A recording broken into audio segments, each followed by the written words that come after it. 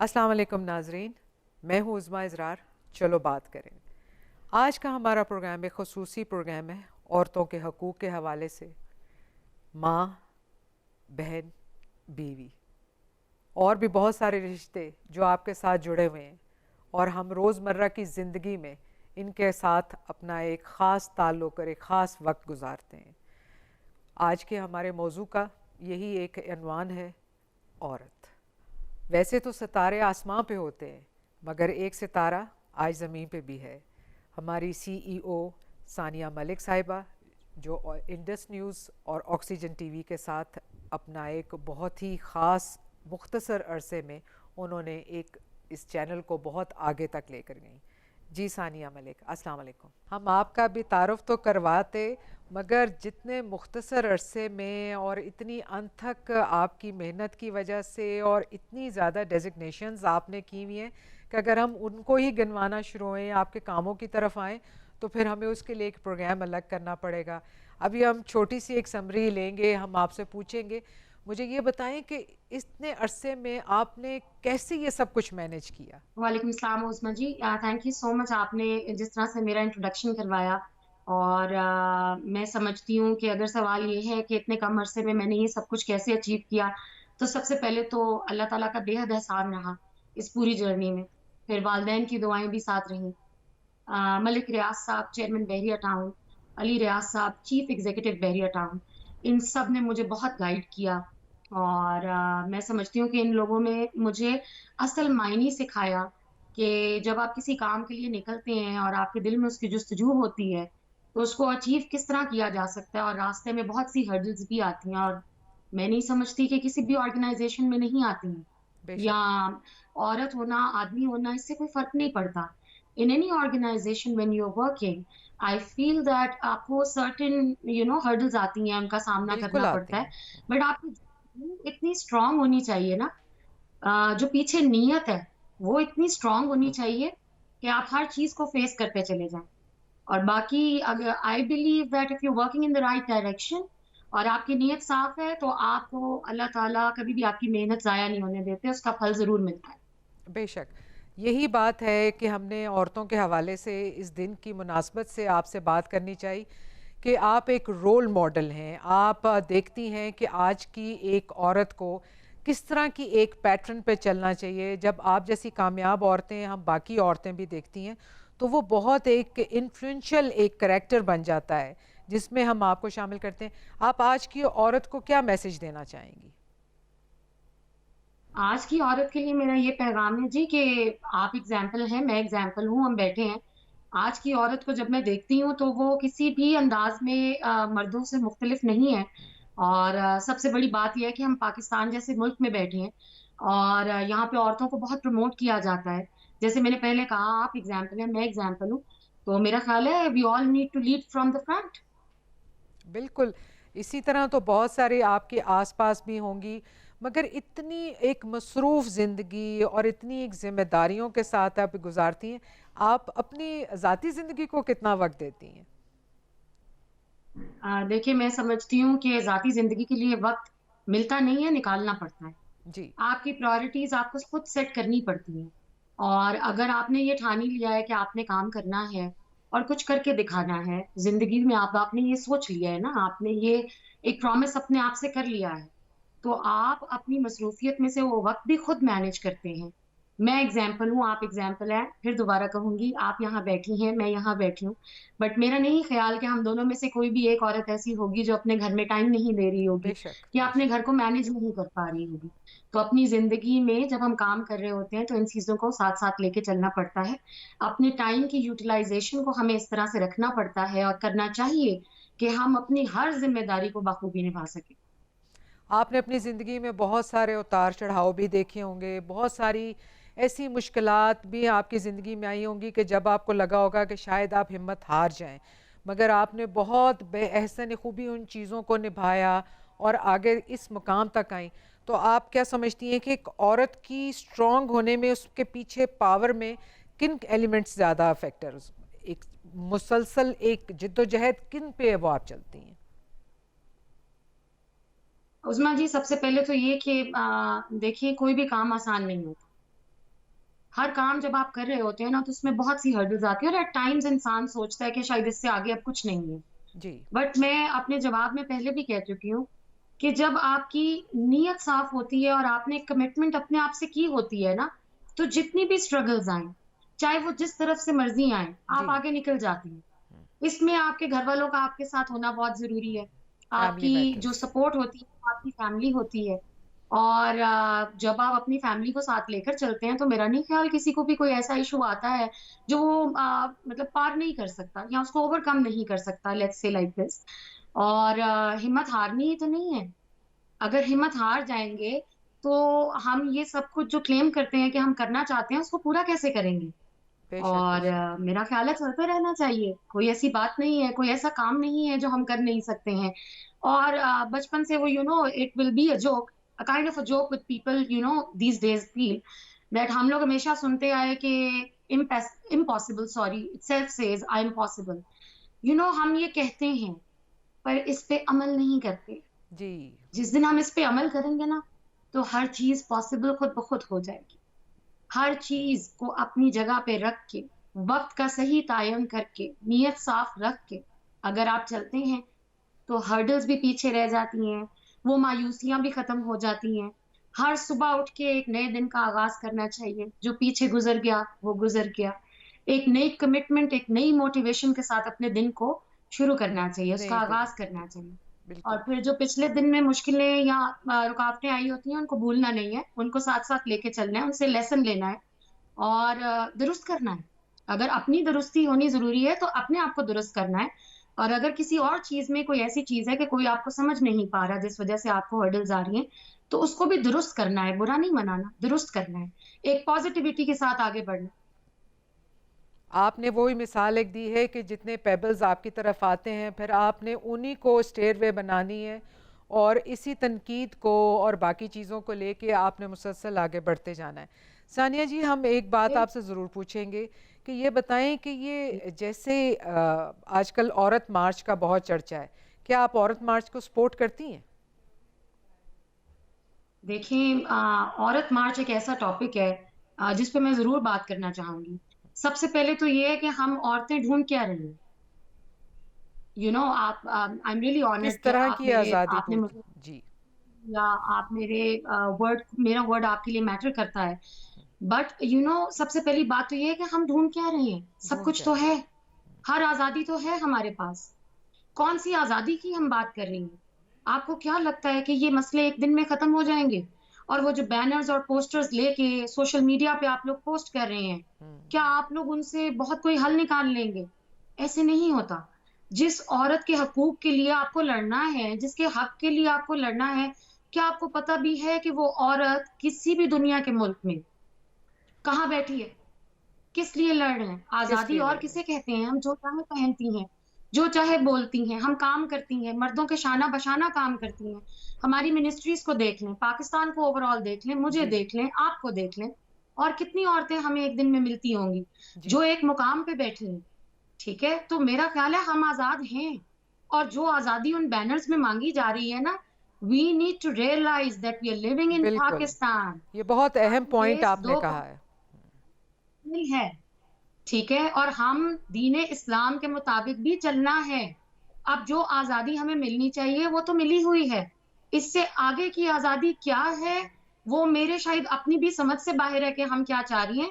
And truly I would like to say that maybe अगर ये बात है और किसी को समझ नहीं आ रही है ना, these all women including us, अगर हमें भी समझ नहीं आ रही है, we really deserve a psychiatrist, बिल्कुल सही क्योंकि कहा। इससे ज़्यादा आज़ादी किसी और मुल्क में नहीं है। बेशक। जैसे तो अब हमारी जैसे पाकिस्तान में अब आप देख लें कि जितने भी शोबे हैं ज़िंदगी के, सब जगहों पे वहाँ पे औरतें शाना बशाना मर्दों के काम कर रही हैं, कोई ऐसी चीज़ नहीं है। आप सानिया जी क्या समझती हैं कि एक यंग बच्चियों को जो आगे आना चाहती हैं, जो आगे बढ़ना चाहती हैं, उनको किन चीज़ों पे स्पेशली फोकस करना चाहिए? देखिए, सबसे पहले तो बात ये है कि जब हम यूथ की बात करते हैं, तो यूथ जी। तो आजकल किसी और तरफ निकल गया है। जी। हमने जब ऑक्सीजन टीवी का भी आगाज़ किया, इसका थोड़ा-सा ज़िक्र करती चलूँ कि हमारा विज़न ये था कि एक तो हमने अपने यूथ को एक ऐसा प्लेटफ़ॉर्म फराहम करना है, जहाँ हम जिस तरह से अपने लाइक्स और इन चीज़ों के लिए दौड़ रहे हैं ना, जी उससे बेहतर एक प्लेटफ़ॉर्म हो जहाँ हम अपने आप को प्रमोट कर सकें, हम अपनी आवाज़ उठा सकें। जी जी। हम जैसे कहते हैं कि हमने हक की बात करनी है, चलें आप वो कर लें। हम्म, लेकिन यूथ हमारा किसी और तरफ जा रहा है। हमारे यूथ को रियलाइज़ करने की ज़रूरत है कि सिर्फ सोशल मीडिया पे आना ही is not the end of the world, या टीवी पे आ जाना ही is not the end of the world.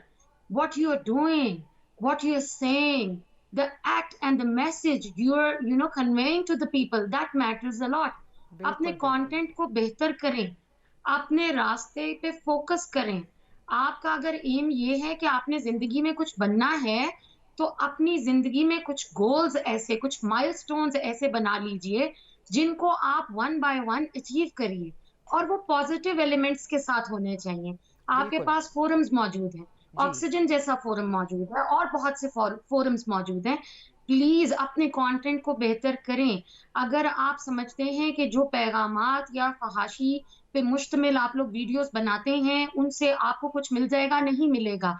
हम चाहते हैं कि आप आगे निकलें, आप हमारा फ्यूचर हैं। आप ही हैं जिन्होंने कल को पाकिस्तान की भी कमांड, आप ही में से लोग होंगे जिन्होंने मिनिस्टर्स भी बनना है, जिन्होंने बिल्कुल। गवर्नमेंट में भी जाना है, जिन्होंने आर्मी में भी जाना है, जिन्होंने स्टेट लेवल पे काम करना है, हमारी जगह भी लोगों ने आना है। तो प्लीज़ पॉज़िटिव माइंड के साथ चलें। आप लोग बहुत एक किसी और राह पर चल रहे हैं। Focus on the milestone, and the milestone should be dependent, should be having few goals which are dependent on positive elements. Please बिल्कुल अपने मुआशरे को आगे लेके चलें, पाकिस्तान को आगे लेके चलें, अपनी इंडस्ट्री को आगे लेके चलें। हमारी इंडस्ट्री में बहुत रूम है आपके लिए। जी जी जी। आप आए और वो चीजें करें जो अभी पॉजिटिविटी के साथ होनी चाहिए, प्लीज। मैं कुछ कहना नहीं चाह रही हूँ क्योंकि मैं किसी का दिल तो दुखाना नहीं चाहती, बट जैसे मैंने कह दिया कि हम किसी और तरफ निकल गए, हमें अपना रास्ता दुरुस्त करने की जरूरत है। नहीं नहीं, बिल्कुल आपने सानिया जी ये बिल्कुल बहुत एक ऐसी बात की है जो बहुत सारे लोगों के जहन में ये घूमती है कि एक यूथ किस तरफ चल पड़ी है, जैसे टिकटॉकर्स बन गए हैं और बाकी चीज़ें बन गई हैं, कि आप अपनी एक स्पेशली किसी फील्ड को मुंतखब करने के बजाय रातों रात मशहूर होने के लिए और उस तरफ चल पड़े हैं। ये आप लोगों का चैनल भी इस लिहाज से बहुत फ़ायदेमंद है कि ये बना ही यूथ के लिए, और आप लोगों का है ही है कि आप जो नया टैलेंट है, चाहे वो जैसा भी हो, डिबेट में हो, गायकी में हो, आपकी उसमें कमेंट्री में, किसी चीज़ में भी, हर चीज़ में उसको आप लोग आगे लेके चल के फोकस करते हैं। तो सानिया जी, आपने अपने ये देखने वालों को क्या बताना चाहेंगी कि एक इतनी एक मुकम्मल तौर पे जो एक मजबूत खातून आज हमारे सामने बैठी हैं, इन पे कोई ऐसा लम्हा आया है कि जब उनको लगा हो कि अब मैं शायद आगे ना बढ़ सकूं? बहुत दफा, बहुत दफा। लेकिन we need to fight for it there. If we are there, we have we are having this commitment कि we have to do something, तो बिल्कुल उसको फाइट करें। कौन सी ऐसे ऑर्गेनाइजेशंस हैं, कौन से ऐसे डिपार्टमेंट्स हैं, जी या जिंदगी के किसी भी शोबे में जब हम घर में भी होते हैं, हम अपनी फैमिली को मैनेज कर रहे होते हैं, जी। तो क्या कभी ऐसा कोई लम्हा ना आया होगा कि आपने सोचा हो बेशक कि बेशक, शायद आज हर खत्म। औरत के लिए ये होता है। बिल्कुल, बिल्कुल लेकिन ऐसा ही है। आपने बढ़ना है ना, आगे बढ़ना है, आपने जी पॉजिटिव रहना है। हर बात में से एक चीज पॉजिटिव निकालने की कोशिश करें। जिस दिन आपने अपनी ही बात में से एक पॉजिटिविटी निकाल ली, और अपनी ही बात में से एक ऐसी बात निकाल ली जो आप में चेंज होने वाली है, और फिर आपने उसको चेंज भी किया, तो trust me, sky is the limit. बहुत शुक्रिया सानिया, बहुत मज़ा आया आपसे बात करके। नाजरीन, अभी हम जा रहे हैं ब्रेक पे, और ब्रेक के बाद हम आपको मिलवाएंगे अपने दो मेहमानों से। एक माहिर नफ्सियात नौशाबा अंजुम, दूसरी एस्ट्रोलॉजर सादिया अरशद से। तो मिलते हैं ब्रेक के बाद।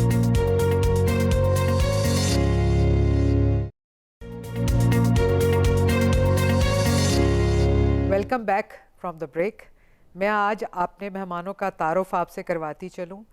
नौशाबा जो किसी तारुफ की मोहताज नहीं है, हमारे साथ पहले भी एक प्रोग्राम में शामिल रही हैं, बहुत मशहूर साइकेट्रिस्ट। और उसके साथ है सादिया। सादिया के भी एक बहुत, उनकी एक फील्ड डिफरेंट है, वो एस्ट्रोलॉजर भी है, एनएलपी भी हैं, और बाकी चीज़ों पे भी किसी शोबे में काम करती हैं, और बहुत सारी और चीज़ें भी करती हैं। तो ज़ाहिर है हम उनसे आगे मज़ीद बातचीत करते हैं और आपको शामिल करते हैं। जी नौशाबा और सादिया, वेलकम। कैसी हैं आप दोनों? बिल्कुल ठीक, अल्हम्दुलिल्लाह जी, अल्हम्दुलिल्लाह। शुक्रिया उसमें आपके मदद करने का। बहुत शुक्रिया जी। अच्छा, सबसे पहले नौशाबा मैं आपकी तरफ आऊँगी, चूँकि जैसा आपका शोबा है एक नफ्सियाती अमराज और बाकी चीज़ें देखते हैं। पहले मैं एक शेर पढ़ लूँ, वजूद जन से है तस्वीर कायनात में रंग। इसके मुतालिक आपका क्या ख्याल है? वही वाली बात है, छेड़, वो कहते हैं ना छेड़ मलंगा नू, ये आपने छेड़ दिया हमें, हैं? वो पहली बात ही शुरू कर दी है। असल में मैं थोड़ा सा इसको लेकर चलूंगी बात को, थोड़ा अपना एक्सपीरियंस बताऊंगी क्योंकि मेरा हेल्थ से है, मैं क्लिनिकल साइकोलॉजिस्ट हूँ। दूसरी चीज, I was very active in politics. I am part of Islamabad chamber of commerce. अपने एक बिजनेस के रिगार्डिंग मेरा रजिस्टर्ड ब्रांड है डिजाइनिंग। फिर एक मलेशियन यूनिवर्सिटी है जिसके लिए मैं कंसल्टेंट एडवाइजर हूँ, एफिलिएटेड हूँ और CEO for Islamabad campus. So I was playing role in education, in health, in media में I was every, social government के साथ काम कर रहे थे। तो हमें एक 3D picture, being a clinical psychologist, because हम काम करते हैं बायोसाइको एंड सोशल मॉडल के ऊपर, तो हमें अपनी कुछ बीमारियां पता है, इखलाकी, रूहानी, जिस्मानी, ज़हनी, ये वो बीमारियां जो हमें पता है अपने नॉर्म्स, अपने कल्चर और अपने रिलीजियस को लेकर। ठीक है, पहली बात, जिधर भी हम गए, मैं आपको एक बात बताऊं, जिधर भी मैं बैठी, चाहे मैं, क्योंकि हम मर्दों के शाना बेशाना काम कर रहे थे, मैं कहती हूँ जितने में मैंने अपनी डिग्री की 4 आदमी पास होते हैं एम्पावरमेंट में, एम्पावरमेंट किरदार साजी में, एम्पावरमेंट ताकत में, physical health and mental health को रिलेट करती है।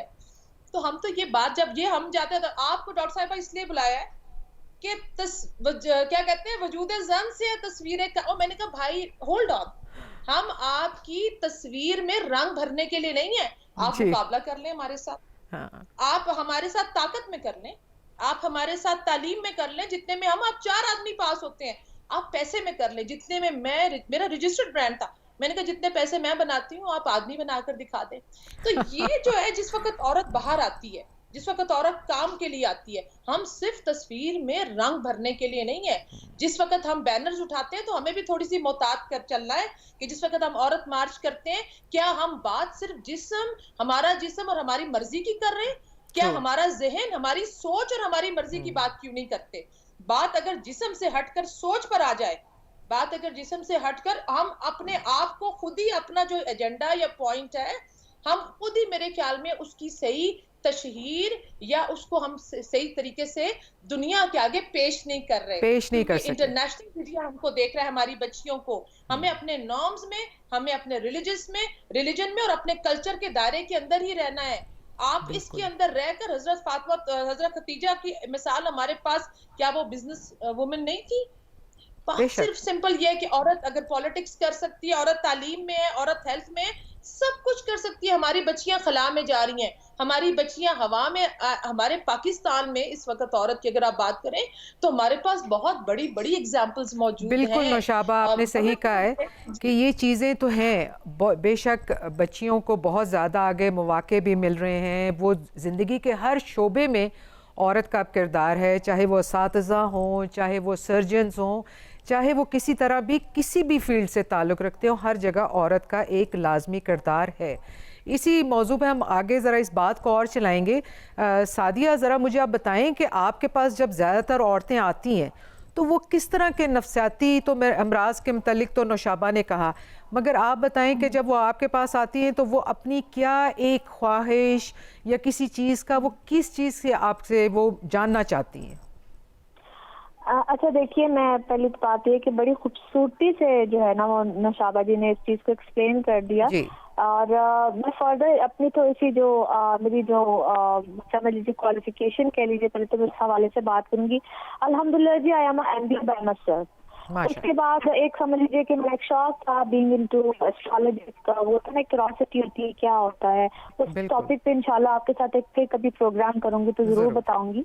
बाकी I am NLP trainer, I am hypnotherapist और अल्हम्दुलिल्लाह मैं qualified and first time in Pakistan NLP को इंट्रोड्यूस करवाने वाली मैं हूँ कि NLP होता क्या, it's a neuro linguistic programming. मैं ट्रेनर हूँ जी अल्हम्दुलिल्लाह। बाकी मैंने जो अपनी जिंदगी में देखा, अपने पूरे एक्सपीरियंस में 15-16 इयर्स हो गए जी मुझे इस चीज में काम करते हुए। जब भी कोई यंग एज की बच्ची आए, बड़ी एज की आए, खातून आए, जो भी आए, पहला उनका जो सवाल होता है ना, अगर तो अनमैरिड होती है तो पहला क्वेश्चन होता है जी मेरी शादी कब हो। मेरी शादी दूसरा, अगर कोई बड़ी एज की, जो मिडिल एज की खातून है, जी मेरी शादी हो गई है जी, हुन दसो मेरी शादी चलनी किस तरह है। फिर अगर कोई उससे थोड़ी सी बड़ी आ जाए तो अपनी बेटी के मसले के लिए आती है, औलाद का मसला होता है। खातून तो मैंने, औरत को मैंने ये देखा कि उसकी जिंदगी में मसला जो उसे होता है वो शादी शादी शादी इस चीज में घुसा हुआ होता है। बेसिक जो मैंने देखा जी इनसिक्योरिटी है, उसको हर हाल में मर्द ने एक इनसिक्योरिटी दी हुई होती है। वो बाप की शक्ल में हो, आई एम सॉरी टू से जी with your respect to all man, वो बाप की शक्ल में हो, वो भाई की शक्ल में हो, वो खावन की शक्ल में हो। मेल डोमिनेटिंग माशरा मुझे नहीं पता जी ये किस तरह से, क्योंकि हमारा एक वो जो जाहिर है शुरू से एक जो कल्चर रहा है, हम लोग इकट्ठे इंडिया पाकिस्तान और वही सब रस्मात एंड ऑल दैट, इसका तो प्रेशर होता है बच्चियों के ऊपर कि हम किस तरह से सिक्योर अपने आप को कर ले। और दूसरी बड़ी प्रॉब्लम, आप वर्किंग वुमेन की बात करती हैं, वर्किंग वुमेन भी जब घर से बाहर निकलती है तो खामद को हमेशा एक, या बाप को या किसी को भी डर ये होता है कि ओए होए हमारे हाथ से ना ये निकल जाए, कहीं ये कहीं आगे ना बढ़ जाए, ये अगर आगे बढ़ गई तो हमारा होगा क्या। मैंने मर्द को स्पेशली शादीशुदा जिंदगी में मैंने ये देखा, और ये नहीं कि मैं दूर की बात करूं, मेरे अपने घर में मैंने केसेस इस तरह के देखे हैं कि थोड़ा सा भी अगर औरत ज्यादा कमाना शुरू कर दे ना तो आदमी उसको स्नब करना शुरू कर देता, इनसिक्योर होना शुरू, या उसके ऊपर बहुतान लगाना शुरू कर देता। ओहो मर्द ने तुम्हारी तरफ हंस के देख लिया, ये हो गया वो हो गया। इस तरह की इतनी प्रॉब्लम्स होती हैं कि आप कहते हैं ना कि यू नेम इट, और मेरे सामने वो प्रॉब्लम्स हैं जी, इतनी ज्यादा प्रॉब्लम्स है, इतनी ज्यादा। और फिर वही औरत जिसको कहते हैं ना ऐसे साइकोलॉजिकल इश्यूज का शिकार हो जाती है, यहाँ तक कि अच्छी खासी टैलेंटेड ख्वातीन, आप यकीन कीजिए कि वो एक अजीब तरह के ट्रॉमाज में चली जाती है कि बाहर से वो आपको बैठी हुई अच्छी खासी हैप्पी और वो कॉन्फिडेंट औरत लगेगी, लेकिन जैसे ही वो अपने घर में घुसती है ना, वो माहौल बिल्कुल चेंज हो जाता है। फ्रस्ट्रेटेड औरत होती है, फ्रस्ट्रेटेड औरत। बिल्कुल ऐसा ही है। नौशाबा, हम स्विच ओवर होंगे आपकी तरफ। मैंने जैसे अभी ये सादिया ने भी ये बात की कि इनसिक्योर सबसे ज़्यादा ये है कि जब तक हमारी ये सोच नहीं बदलती कि आदमी की एक सोच होती है मैं यहाँ और औरत तुम यहाँ, ये चीज़ एक बहुत ज़्यादा है कि जिसकी वजह से नफ्सियाती अमराज बहुत ज़्यादा जन्म लेते हैं और एक मुकाबले की फ़ज़ा बन जाती है। क्या आप समझती हैं कि सिर्फ़ औरत को ही एक इस चीज़ में अपना दब के रहने को चाहिए कि एक आदमी को भी एक कुछ ऐसी सोच या कोई ऐसा होना चाहिए कि जो उनको कोई बताया जाए कि बेटा आपने भी ज़रा अच्छे तरीके से चलना है? जिस वक्त अगर हम थोड़ा रियलिटी चेक दें ना खुद को भी, ख़वातीन भी, तो ये समझे कि हमें मर्दों की पैदाइश भी औरत ही करती है। एक मर्द को जो सोसाइटी में दे रही है, जिनकी आज हम बात कर रहे हैं, वो पैगंबरों से लेकर अल्लाह ने औरत को जो दी है इज्जत, और वो मर्द भी हम औरतें ही सोसाइटी में दे रही है, हम ही फैक्ट्रियां हैं वो मर्द प्रोड्यूस करने की। इसका मतलब है कहीं पे जाकर हमारी जिम्मेदारी आती है। आजकल की माएँ इसका मतलब है जिम्मेदार हैं कि वो अपने बेटों की तरबियत नहीं कर रही।